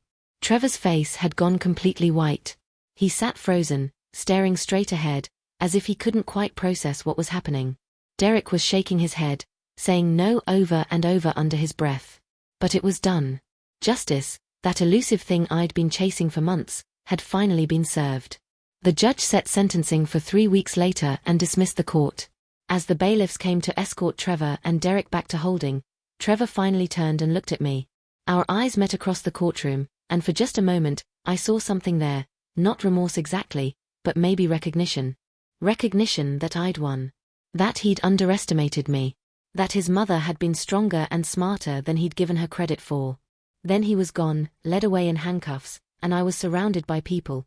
Patricia hugging me, Dr. Hoffman appearing from somewhere to squeeze my shoulder, Officer Martinez congratulating me, Sarah Bennett shaking my hand and telling me I'd been an incredible witness. But in the middle of all that chaos and celebration, I felt strangely hollow. Yes, I'd won. Yes, justice had been served. But what had I really won? My son was going to prison. The child I'd raised was a convicted attempted murderer. The life I'd thought we'd had together was revealed to be a lie. Victory, I was learning, tastes bitter when it comes at such a cost. The media circus outside the courthouse was overwhelming. Cameras and microphones thrust in my face, reporters shouting questions. Patricia and Officer Martinez formed a protective barrier around me as we pushed through to Patricia's car. Mrs. Walsh, how do you feel about the verdict? Do you forgive your son? What will you do now? Do you have any message for other potential victims? I ignored them all. I had nothing to say to strangers with cameras. My story was mine, my pain was mine, and I didn't owe them a performance of grief or triumph. That night, back in my house, my safe house now, with Trevor gone, I sat in the dark living room and let myself feel everything I'd been holding back. The grief. The rage. The relief. The emptiness. All of it crashed over me in waves, and I cried until I had no tears left. Patricia stayed with me. She didn't try to make it better or tell me everything would be okay. She just sat with me in the darkness and held my hand while I fell apart. That's what real friendship looks like, not fixing, just being present. I should feel happy, I said at some point during that long night. I should feel victorious. But I just feel tired. So tired. You've been fighting for months, Patricia said gently.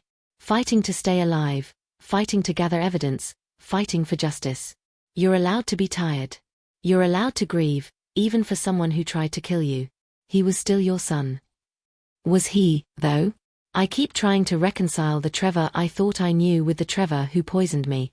Were they ever the same person? Or was I just blind to who he really was all along? I don't know, Eleanor. Maybe both things can be true. Maybe he was a loving son once, and he became something else. People can change. People can break. That doesn't make what he did any less wrong, but it might explain how he got there. I thought about that a lot over the following weeks. The question of how Trevor had become capable of murder. Was it the gambling? The debt? The desperation? Or was there something darker in him that had always been there, just waiting for the right circumstances to emerge? I'd never know for sure. And maybe that was something I needed to accept. Sentencing day arrived on a warm April morning. Spring was in full bloom, flowers everywhere, new life pushing up through the earth, the world renewing itself while I sat in a courthouse waiting to hear how long my son would spend in prison. Trevor and Derek were both present, looking thinner and more haggard than they had at trial. Prison awaiting sentencing had not been kind to them. The judge, a stern woman in her 60s named Judge Patricia Hawthorne, yes, another Patricia, which made me think of my friend and how many strong women named Patricia I'd had in my life, reviewed the case before pronouncing sentence. Trevor Walsh and Derek Paulson, you have been convicted of conspiracy to commit murder and attempted murder in the first degree. These are serious crimes that strike at the very heart of what we hold sacred in our society, the bonds of family and trust. Trevor Walsh, you betrayed your mother in the worst possible way. You accepted her love, her hospitality, her care, and you repaid it by slowly poisoning her for financial gain. Derek Paulson, you aided and abetted this horrific crime. You helped procure the poison, advised on the method, and stood to profit from Eleanor Walsh's death. She paused, looking at both men with something like disgust. The law allows me to sentence you to up to 25 years in prison for these crimes. I've considered the arguments for leniency, your lack of prior criminal records, your age, the circumstances that led to your desperation. But I've also considered the nature of your crimes. This was not a momentary lapse in judgment. This was a calculated, sustained attempt to murder a woman who had done nothing to deserve it. This was evil masquerading as filial devotion. Another pause. I held my breath. Trevor Walsh, I hereby sentence you to 20 years in prison, with the possibility of parole after 15 years. Derek Paulson, I hereby sentence you to 15 years in prison, with the possibility of parole after 10 years. You are both remanded to the custody of the North Carolina Department of Corrections immediately. 20 years. My son would spend 20 years in prison. He was 34 now. He'd be 54 when he became eligible for parole. Middle-aged. His youth gone. His life derailed. And I felt nothing. No satisfaction, no sadness, just a vast emptiness where my love for him used to be. As they were being led away, Derek was crying. But Trevor turned one last time and looked at me. And this time, I saw it clearly. Hatred. Pure, undiluted hatred. My son hated me. Not for what I'd done to him, but for refusing to die when he wanted me to. For having the audacity to survive and fight back. For sending him to prison instead of quietly disappearing into a grave. That look would haunt me for a long time. The days after sentencing felt surreal. The trial was over. Justice had been served. Trevor and Derek were in prison. My life should have gone back to normal. But what even was normal anymore? I couldn't go back to who I'd been before all this. That Eleanor, the trusting widow, the devoted mother, the woman who believed in the goodness of family, she died the day Dr. Hoffman slipped that note into my purse. The woman who remained was harder, warier, scarred in ways that might never fully heal. Dr. Thornton, my therapist, helped me understand that this was okay. You're not the same person you were, and you never will be. Trauma changes us. The question isn't how to get back to who you were, but how to move forward as who you are now. And who am I now? I asked. That's what we're going to figure out. It was a process. Everything was a process. Some days I felt strong, capable, proud of what I'd survived. Other days I couldn't get out of bed, couldn't stop crying, couldn't shake the feeling that I'd somehow failed as a mother to raise a son who would try to kill me. The guilt was the hardest part. Even knowing intellectually that Trevor's choices were his own, even understanding that I'd been a good mother who'd loved him and supported him, I still felt like I must have done something wrong. Must have missed some crucial moment where I could have steered him away from who he became. You're not responsible for Trevor's choices, Dr. Thornton would remind me, over and over until maybe, slowly, I started to believe it. The house helped, oddly enough. I'd thought about selling it, too many memories, too much history. But something stubborn in me refused to be driven from my home. Gerald and I had built a life here. We'd been happy here, for decades. I wasn't going to let Trevor's betrayal take that away from me too. So I stayed, but I made changes. I remodeled Trevor's old room into an art studio, covering the walls with paintings I created. Abstract pieces full of color and emotion, external expressions of internal chaos. I replaced the kitchen table where I'd eaten so many meals with Trevor, got new dishes, knew everything. Created new memories to overlay the old ones. Patricia suggested I join a support group for people who'd experienced violent crimes within their families. I was resistant at first. I didn't want to be defined by what had happened to me, didn't want to sit in circles talking about trauma forever. But I went to one meeting, just to see. And found myself in a room with 8 other people, mostly women, who understood. Who'd been betrayed by children, by siblings, by parents. Who knew what it felt like to have the person who should love you most become the person you feared most. Their stories were different from mine but somehow the same. A daughter who'd hired someone to kill her mother for the inheritance. A brother who'd tried to frame his sister for his own crimes. A father who'd embezzled his son's college fund and left him with nothing. Betrayal came in many forms, but the pain of it was universal. I went back the next week. And the week after that. And slowly, I began to heal.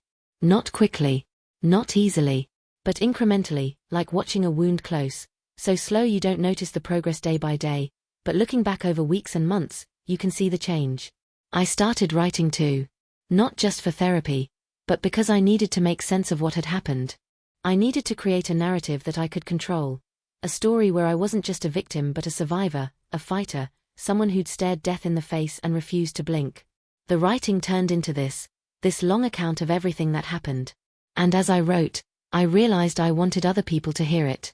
Not for fame or attention, but because someone else out there might be in danger right now. Someone else might be experiencing strange symptoms, might have a family member acting suspicious, might be on the edge of discovering a terrible truth. And I wanted them to know, you can survive this. You can fight back. You can reclaim your life. If you're still with me, thank you. Thank you for listening to this difficult story. Thank you for witnessing what happened to me. And if any of this resonates with you, if you're seeing warning signs in your own life, please, reach out. Talk to someone. Don't ignore your instincts. I almost died because I trusted too much. Don't make the same mistake. About 6 months after the sentencing, I got a letter. It was from Trevor, forwarded through the prison system. I stared at that envelope for 3 days before I could bring myself to open it. When I finally did, here's what it said. Mom, I know you probably don't want to hear from me. I know you probably hate me. But I needed to write this anyway. I'm not going to ask for forgiveness because I don't deserve it.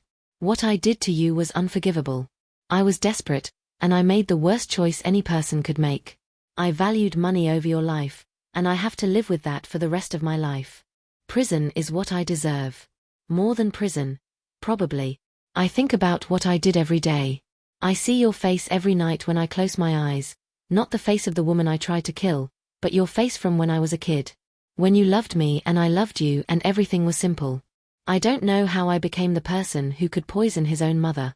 I've thought about it a lot, and I still don't have an answer.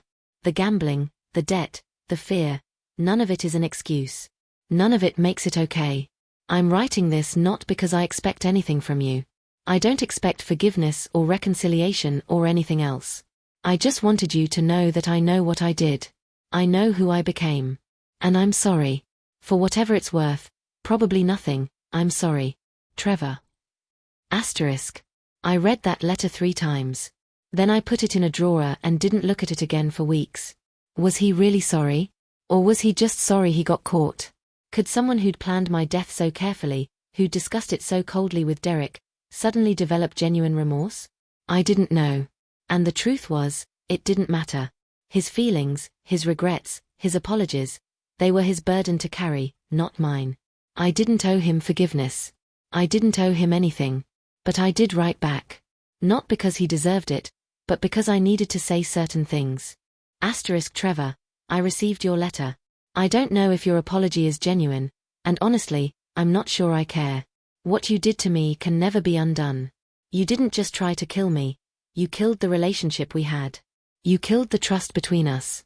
You killed the mother who would have done anything for you. That woman is gone, and she's never coming back. I don't hate you. Hate requires caring, and I don't care about you anymore. You're a stranger to me now, a stranger who happens to share my DNA. I'm writing this not for your benefit, but for mine. I need you to understand that I'm not waiting for you to get out of prison. I'm not saving a place in my life for you. When your sentence is up, if you ever get paroled, don't contact me. Don't come to my house. Don't try to resurrect something that's dead and buried. I've built a new life without you in it, and I'm finally starting to be happy again. That happiness doesn't include you, and it never will. I hope you find peace with what you've done. I hope you become a better person than you were. But I hope those things for the sake of whoever else might cross your path, not for you. As far as I'm concerned, I don't have a son anymore. Eleanor. It felt good to write that. Cathartic. Final. I never heard from him again. Life, as it tends to do, moved on. The media attention faded. New scandals, new crimes, new stories took over the news cycle. I became just another woman in Asheville again, not the woman whose son tried to poison her. I retired from my part-time job at the library and started volunteering more, at women's shelters, at crisis centers, places where people needed someone who understood trauma. I found purpose in helping others the way Dr. Hoffman had helped me, the way Patricia had supported me, the way so many people had shown up when I needed them most. I traveled too. Something I'd never done much of when Gerald was alive. He'd been a homebody, content with our life in Asheville. But now, with no one to answer to but myself, I went everywhere. Ireland, where my ancestors had come from. Italy, where the art and food fed something in my soul. Japan, where the culture of resilience and rebuilding spoke to what I was trying to do in my own life. Each trip, each new experience, each moment of joy or beauty or wonder, was a small victory over Trevor. He'd tried to end my story, but instead, I was writing new chapters he'd never imagined. On the 2-year anniversary of Dr. Hoffman slipping me that note, I went to her office, not as a patient, but as a friend. We had lunch together, talked about everything and nothing. "How are you, really?" she asked. "I'm good," I said, and realized I meant it. Not the same as before. Better in some ways, damaged in others. But good. Alive. Happy, even, in moments. "I'm proud of you, Eleanor. What you did, surviving, fighting back, rebuilding, it's extraordinary." "I'm not extraordinary," I told her. "I'm just stubborn. Too stubborn to let my son's betrayal define the rest of my life." She smiled. Stubborn works. We raised our glasses, iced tea for both of us, in a toast. To survival. To justice. To second chances and new beginnings. To being alive when someone wanted you dead. 3 years after the trial, on a Saturday morning in October, I was in my art studio working on a new painting when the doorbell rang. I wasn't expecting anyone. Patricia was out of town visiting her daughter, and I didn't have any appointments scheduled. When I opened the door, I found myself face to face with a young woman in her late 20s. She had dark hair pulled back in a ponytail, nervous energy radiating from her, and eyes that looked like they hadn't slept in days. "Mrs. Walsh?" she asked hesitantly. "Yes. My name is Amanda Paulson. I'm Derek's younger sister. I need to talk to you. Please." Every instinct told me to close the door. Derek had helped Trevor try to kill me. Why would I want anything to do with his family? But something in Amanda's face, desperate, frightened, genuine, made me pause. "Why?" I ask simply. "Because I think he's going to do it again. I think Derek has convinced someone else to commit murder, and I don't know what to do." I stood there for a long moment, then stepped aside. "Come in." We sat in my living room, and Amanda told me her story. Derek had been in prison for 3 years now, but he was scheduled for a parole hearing in 6 months. He'd been a model prisoner, taken classes, expressed remorse. The parole board was likely to release him early. "And he's been writing letters," Amanda said, pulling out a folder from her bag. "To our uncle. Uncle Richard. Richard has money, a lot of it. He's elderly, in his 70s, and he's sick. Cancer. Derek has been cultivating this relationship with him, being the concerned nephew, visiting when he can, writing these long letters about how prison has changed him. That doesn't necessarily mean there's more." Amanda pulled out copies of letters. "I have access to Uncle Richard's house. He lets me help take care of him. I found these letters that Derek wrote, and Mrs. Walsh, they're almost identical to the letters he wrote to Trevor before what happened to you. The same tone, the same manipulation. He's talking about financial stress, about Uncle Richard's estate, about how Derek wants to make things right when he gets out." I took the letters and read them. Amanda was right. The language was eerily similar to the emails between Derek and Trevor that had been evidence in the trial. The same calculated sympathy. The same subtle suggestions. The same slow grooming of a potential victim. "Does your uncle have children?" I asked.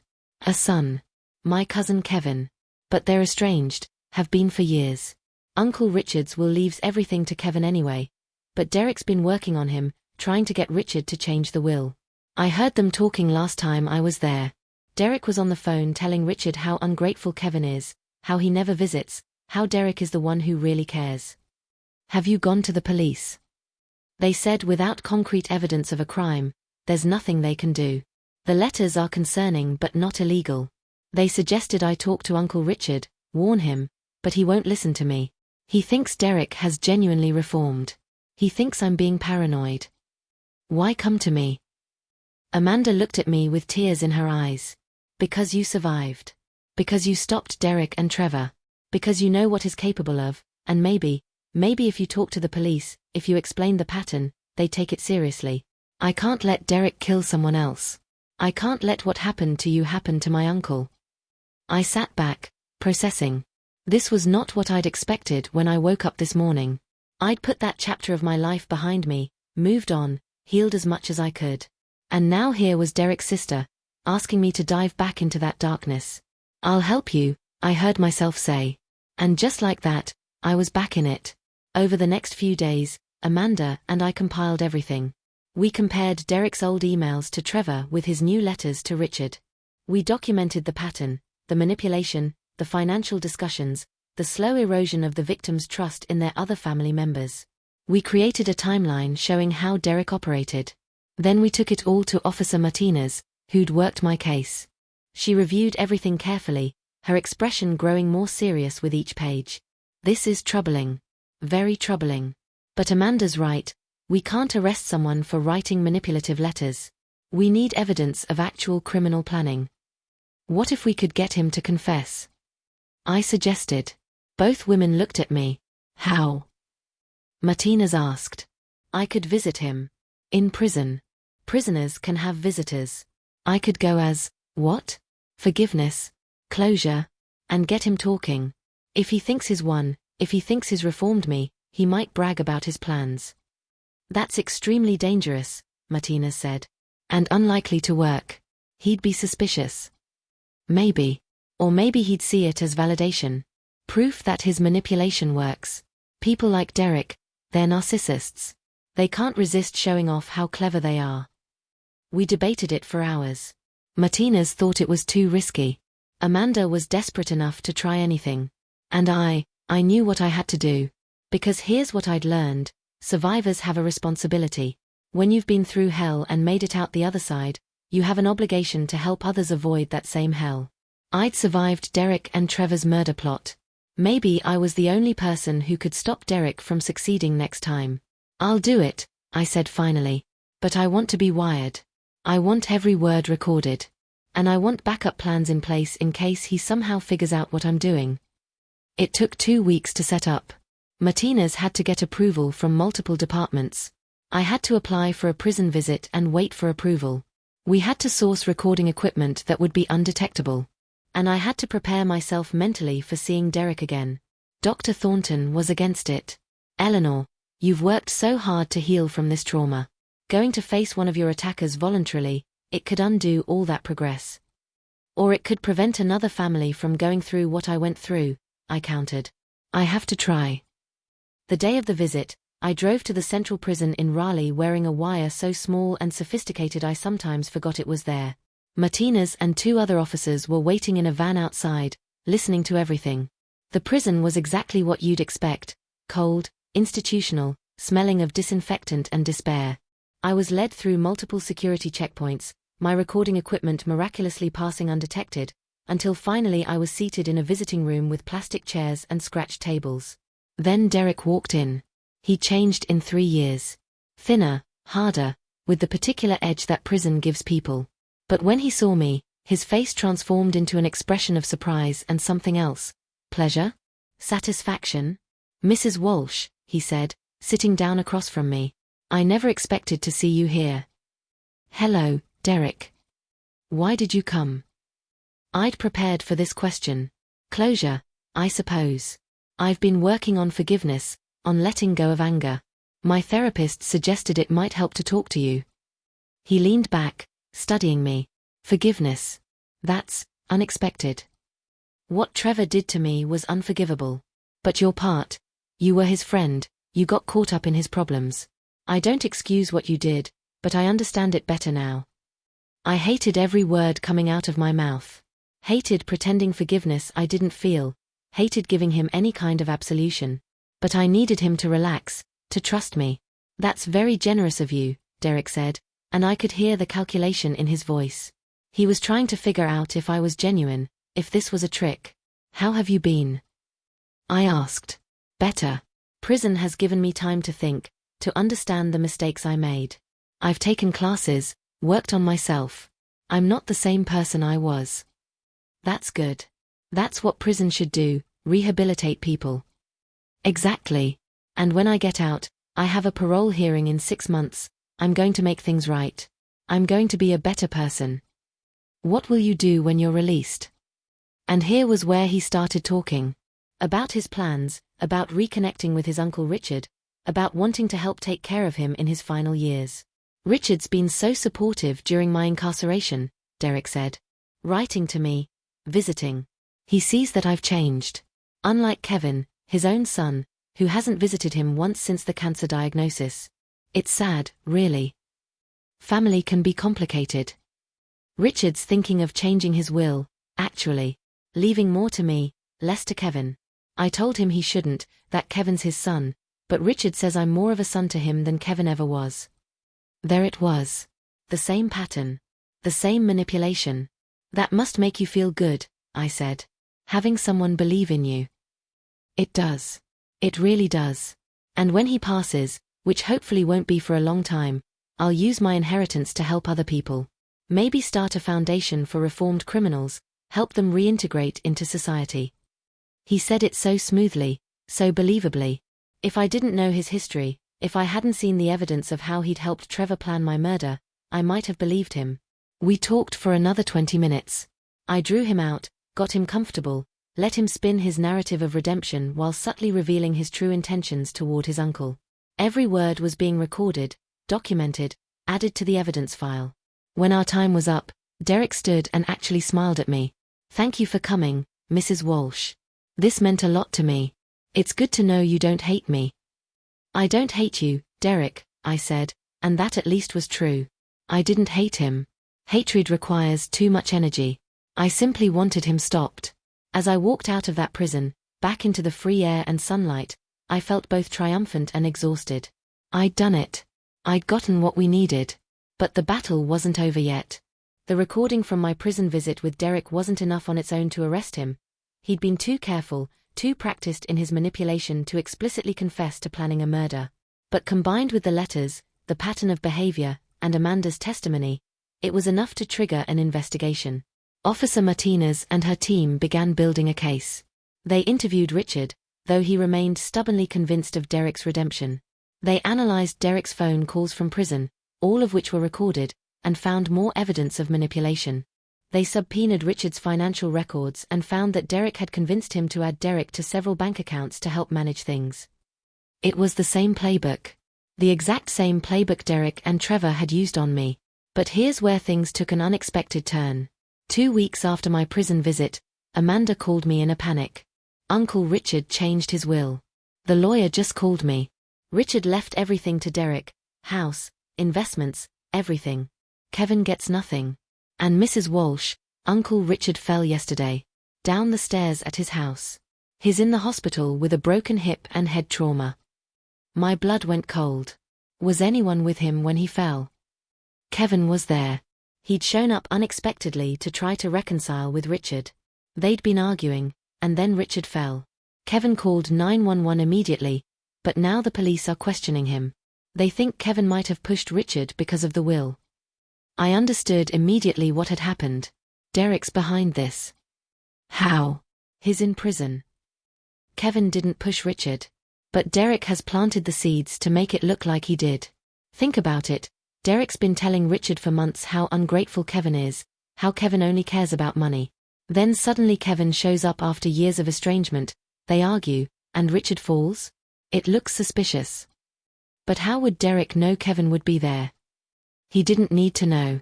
He just needed to create conditions where if anything happened to Richard, Kevin would be the obvious suspect.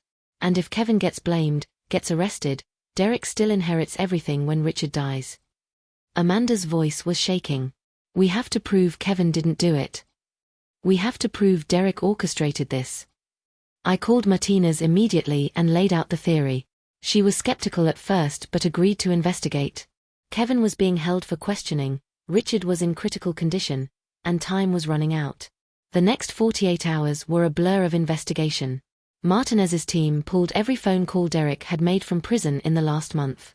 They found one to a former cellmate who'd been released 2 months earlier, a man named Terry who lived in the same city as Richard. They brought Terry in for questioning, and under pressure, he cracked. Derek had paid him, promised him money once he inherited, to befriend Richard, to cause accidents that would make Richard more dependent on Derek, to maybe even arrange something fatal if the opportunity arose. Terry hadn't pushed Richard down the stairs. That had been a genuine accident. But he'd been preparing to do something worse. He'd been researching Richard's medications, learning his routines, waiting for the right moment. Just like Trevor and Derek had done with me. The evidence was overwhelming. Derek had been planning his uncle's murder from prison, using the same methods that had almost killed me. He was charged with conspiracy to commit murder. Again. His parole hearing was cancelled. New years were added to his sentence. Kevin was cleared of all suspicion and released. Richard survived his fall but was left with significant injuries that required long-term care. And when he learned what Derek had really been planning, the betrayal devastated him almost as much as the physical trauma. I thought he'd changed, Richard told me when I visited him in the hospital a month later. Amanda had arranged the meeting, thinking maybe I could help him process the betrayal. I thought prison had reformed him. I believed in him, and he was planning to kill me. I know, I said gently. I believed in my son too. I trusted him. We want to believe the people we love are capable of change, of redemption. But some people, they're just broken in ways we can't fix. How do you live with it? He asked, tears in his eyes. How do you move past that kind of betrayal? One day at a time. With therapy, with support from people who care about you, with the understanding that their choices are not your fault. You didn't do anything to deserve what Derek planned. Neither did I with Trevor. They made their choices, and now they have to live with the consequences. Richard nodded slowly. Kevin came to see me yesterday. We talked, really talked, for the first time in years. I'd shut him out because Derek convinced me Kevin was the enemy. I wasted years with my son because I believed a liar. But you can rebuild now. It's not too late. Thank you, he said. For stopping Derek. For helping Amanda. For being brave enough to face him again. I didn't do it for bravery, I told him. I did it because someone had to. The media, predictably, went wild with the story. Poison son's accomplice tries to kill again from prison. The headlines screamed. I did a few interviews, carefully selected ones, where I talked about recognizing patterns of manipulation, about trusting your instincts, about the importance of protecting vulnerable people from predators. I didn't do it for fame. I did it because if my story could save even one person, if it could help one family recognize the warning signs before it was too late, then maybe something good could come from all that pain. Derek's new trial was faster than the first. With his prior conviction, with Terry's testimony, with the pattern established, the jury took less than 4 hours to find him guilty. The judge added another 15 years to his sentence. Derek Paulson would be an old man before he saw freedom again, if he ever did. This time, when they led him away, he looked at me with pure hatred. The mask was gone. The manipulative charm had evaporated. All that remained was rage at being stopped, at being caught, at failing. I looked back at him calmly. I told you I survived for a reason, I said quietly. This is why. After it was all over, after the trial, after the sentencing, after the media attention faded again, I found myself back in my art studio, staring at a blank canvas. 3 years ago, I'd been dying and didn't know it. 2 years ago, I'd been fighting for justice. 1 year ago, I'd been healing, rebuilding. And now? Now I'd stopped a second murder plot, helped save a man's life, brought a predator to justice again. I picked up my brush and began to paint. The painting that emerged over the next weeks was different from anything I'd created before. It was dark and light intertwined, pain and triumph merged, death and life dancing together. It was the visual representation of my journey, from victim to survivor to warrior. When it was finished, I titled it Rising. Because that's what I'd done. What I was still doing. Rising from the ashes of betrayal, rising above the pain, rising into a new version of myself. Patricia came over when I called to tell her I'd finished it. She stood in front of the painting for a long time without speaking, just taking it in. When she finally turned to me, there were tears in her eyes. Eleanor, it's beautiful. And powerful. And so completely you. It's everything I couldn't say out loud, I told her. All the pain and rage and strength and hope, it's all there. You should show it. Seriously. Enter it in exhibitions, let people see it. I laughed. I'm not an artist. I'm just a woman who started painting to process trauma. You're both, she said firmly. And this, she gestured at the canvas, this deserves to be seen. So I did something I never thought I'd do. I entered Rising in a regional art competition. Not because I thought I'd win, but because Patricia was right. The painting told a story that needed to be told, And maybe someone out there needed to see it. I didn't win first place. But I won third, and more importantly, I won recognition. A local gallery owner saw the piece and asked if I had more work. Before I knew it, I was being offered a small exhibition, Surviving, Works by Eleanor Walsh. The opening night was surreal. My paintings hanging on white walls, strangers walking through examining my pain and triumph rendered in acrylics and oils. Some pieces were dark, full of anguish. Others were bright, celebrating small joys and hard-won peace. Together, they told the story of my journey from victim to survivor. People came up to me all night sharing their own stories. A woman whose brother had stolen her identity and destroyed her credit. A man whose business partner had tried to frame him for fraud. A teenager whose boyfriend had been abusive. All of them saw themselves in my work, saw their own struggles reflected back. "Thank you for this," one woman said, tears streaming down her face as she stood in front of a painting I'd titled "The Day I Stopped Dying." "I'm in the middle of leaving an abusive marriage, and I needed to see that someone else made it through. That there's life on the other side." I hugged her, this stranger who understood, and said, "There is. I promise you, there is." That was when I understood the real power of sharing our stories. Not for revenge, not for attention, but for connection. For letting other people know they're not alone in their darkness. For showing them that survival is possible. The exhibition ran for 6 weeks and was more successful than anyone expected.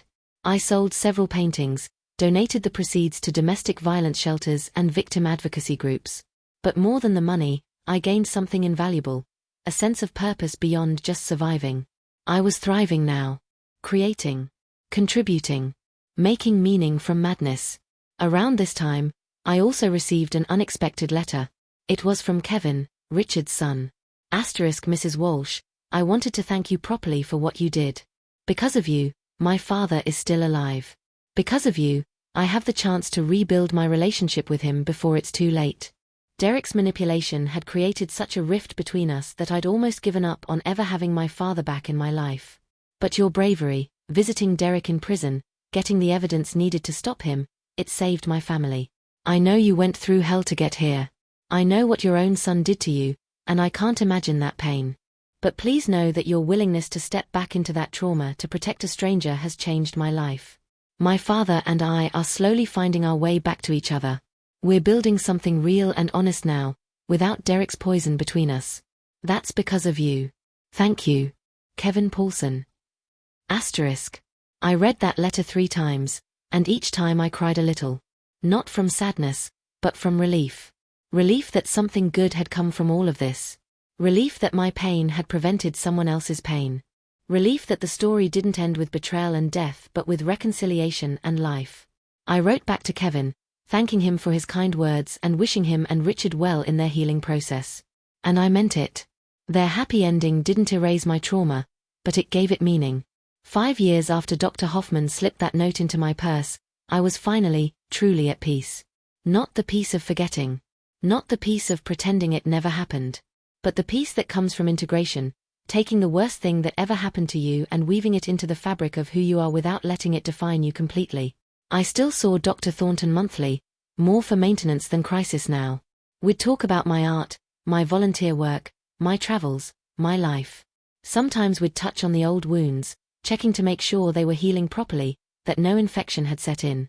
"How do you feel about Trevor now?" she asked me during one session. I thought about it carefully. I feel nothing, mostly. Sometimes sadness for what could have been. Sometimes anger that still flares up unexpectedly. But mostly just nothing. He's not part of my life anymore. He's a person who exists somewhere in the prison system, but he's not my son. That relationship died, and I've grieved it, and now I'm just living my life without him in it. That's healthy, she said. Acceptance without resentment. I don't know if I'll ever completely not resent what he did. But I've stopped letting that resentment control me. That's all any of us can do. I thought about Trevor sometimes, wondered what he was doing in prison, if he'd actually changed or just learned to be a better actor. His parole hearing was coming up in a few years. He'd served 15 of his 20-year sentence. Would he get out? Would he try to contact me? I'd already decided that if he did get paroled, I'd have a restraining order in place. I'd prepared all the documentation, Worked with a lawyer to ensure that Trevor legally couldn't come near me. I wasn't taking any chances. But I also wasn't living in fear. Fear had been my companion for so long during those months when he was poisoning me, when I was gathering evidence, when I was waiting for the trial. I'd learned that fear could be a tool. It could keep you alert, keep you safe. But it could also be a prison. I chose to live free. On the 5-year anniversary of the note, that's how I thought of it now, the day that divided my life into before and after, Dr. Hoffman and I met for dinner. We'd stayed close over the years, bonded by the experience we'd shared. Do you ever regret how you handled it? I asked her, giving me the note instead of calling the police. She considered the question seriously. Sometimes I wonder what would have happened if I'd done it differently. But no, I don't regret it. You needed agency. You needed control. After everything Trevor had taken from you, your health, your trust, your safety, you needed to be the one to save yourself. And you did. We did, I corrected. I couldn't have done it without you. That's what I'm here for, she said. To heal people. Sometimes healing means surgery and medications. Sometimes it means slipping a note into someone's purse and trusting them to save their own life. We raised our glasses, wine now, red wine that we'd both earned, and toasted. To survival. To justice. To friendship forged in fire. What's next for you? She asked. I'm thinking about writing a book, I said. My whole story, from beginning to end.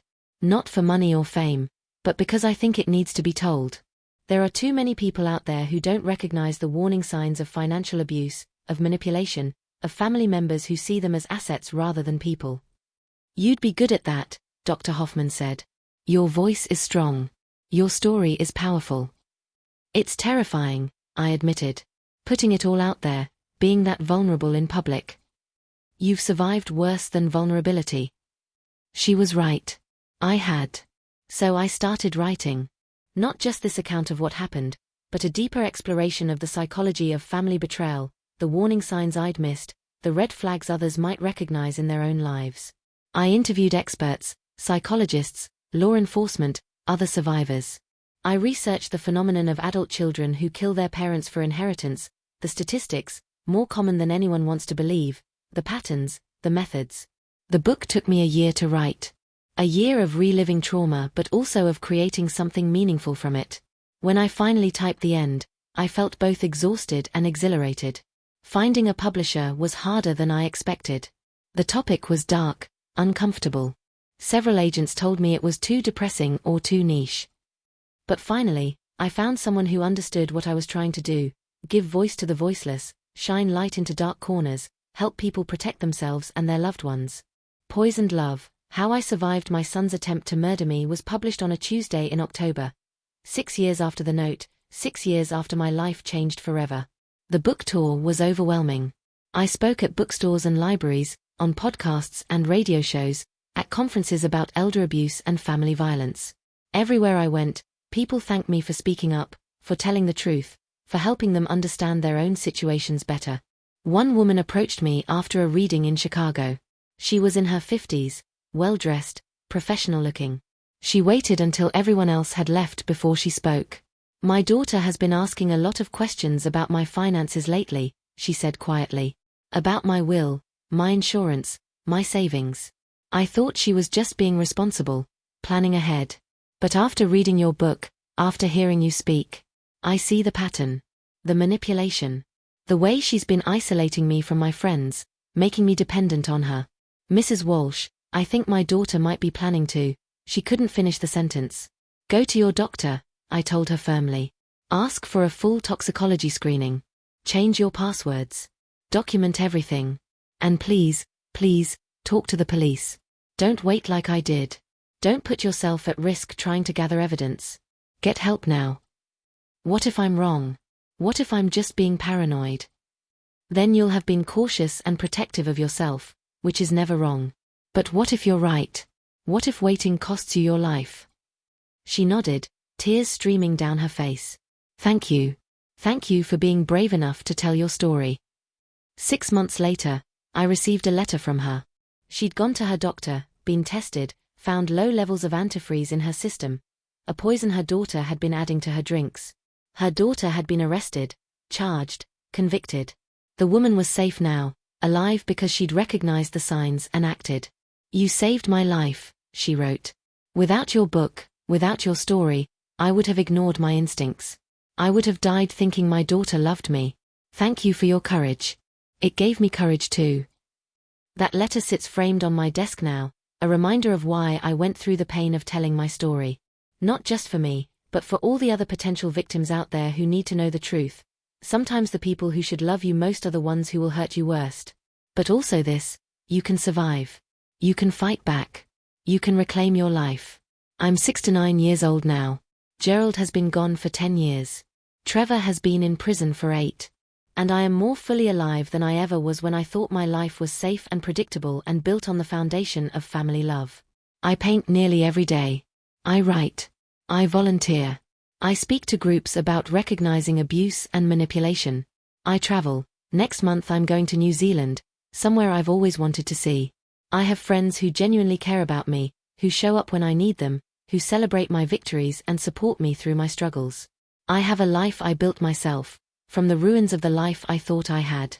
Patricia and I were having coffee last week, our standing Tuesday morning tradition, when she asked me something I'd never really considered. If you could go back and change it all, would you? I sat with that question for a long time. Would I want to go back to not knowing what Trevor was? To living in ignorant trust? To dying slowly without ever understanding why? No, I finally said. As terrible as it all was, I wouldn't change it. Because this life, the one I have now, is built on truth. The old life was built on lies. And I'd rather live in hard truth than comfortable delusion. That's very zen of you, Patricia said with a smile. That's very survivor of me, I corrected. Because that's what I am. Not a victim, though I was victimized. Not just a survivor, though I survived. I'm a woman who was betrayed by the person she loved most, who stared death in the face, who fought back and won, and who chose to use that experience to help others. I'm Eleanor Walsh. I'm 69 years old. And I'm exactly who I was meant to become. If you've stayed with me through this entire story, thank you. Thank you for witnessing my pain and my triumph. Thank you for listening to a truth that's uncomfortable and difficult and necessary. If you're in a situation where you feel unsafe, where someone in your life is showing warning signs of manipulation or abuse, please reach out for help. Talk to your doctor. Call the police. Contact domestic violence hotlines or elder abuse services.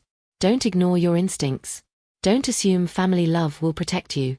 And if you've survived something similar, know this: you're not alone. Your story matters. Your survival matters. And there is life after betrayal. Beautiful, meaningful, hard-won life. Hit that subscribe button if you want to hear more stories like this. Stories of survival, of strength, of refusing to be victims. Share this video with anyone who needs to hear it. And check the description box below for resources, for helplines, for more stories of people who refuse to stay silent. We survive by speaking up. We heal by connecting. We thrive by refusing to let those who tried to destroy us win. Thank you for listening. Thank you for caring. Thank you for being here. And remember, you're stronger than you think. You can survive more than you imagine. And your story, whatever it is, deserves to be told. This story is about many things: betrayal, survival, justice, healing. But at its core, it's about reclaiming your narrative. Trevor tried to write the ending to my story. He decided I would die, quietly and unremarkably, chalked up to natural causes or age or grief. He thought he could erase me to benefit himself. But I refused to let him have that power. I rewrote my own ending. I chose survival, then justice, then healing, then purpose. Every choice I made after that note was a choice to live on my own terms, not die on his. That's what I want anyone watching this to understand. Whether you're facing betrayal, abuse, manipulation, or any other trauma, you get to decide what comes next. Not the person who hurt you. Not the circumstances that broke you. You. You get to write the next chapter. You get to choose survival. You get to choose healing. You get to choose to turn your pain into something meaningful. It won't be easy. God knows it wasn't easy for me. There were days I wanted to give up, wanted to let the grief and anger consume me, wanted to disappear into the darkness that Trevor had created. But I chose differently. I chose light. I chose life. I chose myself. And 6 years later, I'm standing here telling you that it was worth it. Every difficult day, every therapy session, every moment of facing the pain instead of running from it. It was all worth it to get to this place where I can honestly say I'm happy. Not happy despite what happened. Not happy pretending it never happened. But happy because I integrated it, learned from it, grew from it, and used it to become someone stronger and wiser and more compassionate than I was before. That's the final reckoning, not just the courtroom verdict, but the personal verdict. The moment when you look at your life and your choices and your survival and say, I did it. I made it through. And I'm better for it. So wherever you are, whatever you're facing, whatever betrayal or pain or trauma has touched your life, know that you can make it through too. Know that there's life on the other side. Know that your story doesn't end with the worst thing that happened to you. Your story ends with you, standing strong, having survived, ready to help others survive too. That's the legacy Trevor left me, though he never intended it. He tried to make me a victim, and instead, he made me a survivor. He tried to silence me, and instead, he gave me a story worth telling.